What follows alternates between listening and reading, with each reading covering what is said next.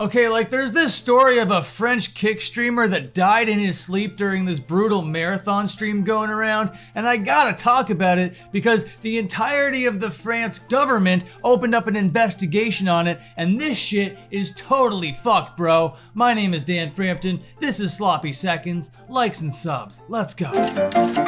So everybody's heard of live streaming, right? You got YouTube and Twitch, which are kind of like the mainstream live streaming platforms or whatever, and then you go one rung down and you got Kick. Normally on Kick, it's all about gambling. It was opened by gamblers for gamblers to gamble, okay? A lot of debauchery goes down over there at kick.com. Actually, I'm not sure if it's a .com, but either way, it's Kick. And one of these debaucherous things that was going down recently was a 10-day brutal marathon stream where this guy named Jean Pormanov suffered his last brutal dying days. And as a result of all this, there's a judicial investigation opened up by France. Now, I would be lying to you if I said I had any idea who any of the streamers are in this story. It all happened in France, it's French, and it happened on a platform that I do not watch, okay? But according to reports, they allege that the streamer endured 10 days and nights of torture involving extreme physical violence and forced ingestion of toxic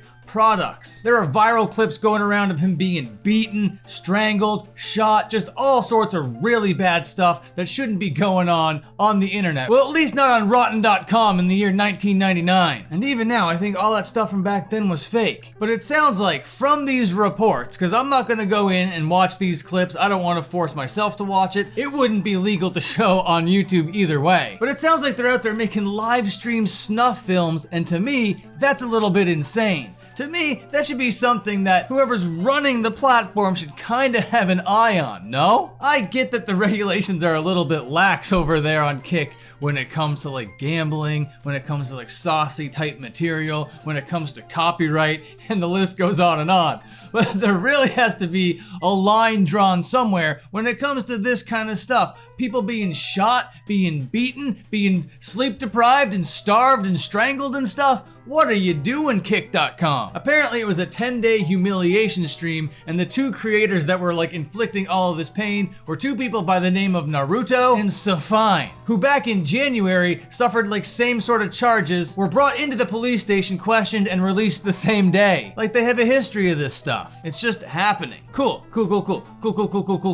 And now someone is no longer alive because of it. Awesome. Really cool. Very awesome. Good job, Kick. France's Minister of Digital Affairs, her name is Clara Chapaz, tweeted the following: "The death of Jean Pormanov and the violence he endured are an absolute horror. I extend my deepest condolences to his family and loved ones. Jean was humiliated and mistreated for months live on the Kick platform. A judicial investigation is underway. I have referred the matter to Arcom and made a report on Pharos. I have also contacted the platform's management to obtain explanations. The responsibility of online platforms regarding the dissemination of illicit content is not optional. It is the law. This type of failure can lead to the worst and has no place in France, Europe, or anywhere else." And to that, I would have to agree. It's a live stream torture session, marathon style for 10 days. Yeah, that can't exist. How is that a thing, actually? France's High Commissioner for Children called it horrifying. And she went on to echo the same sentiment that platforms kinda have a responsibility to monitor this sort of thing. And then Kick told BBC that it was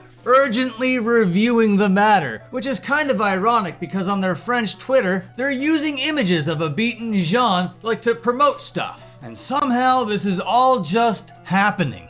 I don't get it, bro. I told you this story was fucked up, bro, and Aiden Ross jumps in with a little piece of humanitarianism. Let me read it to you. "This is horrible and disgusting. Whoever was a part of this deserves to face severe consequences. I just spoke with Drake. Drake and I will be covering the funeral costs. This won't bring his life back, but it's the least we can do. Prayers go out to Jean's family." So I love to see that. Aiden Ross and Drake coming together to help pay for this funeral. I wish it didn't have to come to it, but at least there's that, I guess. Good job, Aiden Ross and Drake. You guys are the heroes of the day. You know who else is the hero of the day? You for watching this video. Thank you very much. Comment down below, and if you're here within the first 3 hours, I will respond. That's just the Frampton guarantee. Okay, goodbye, see you later, and have a good one.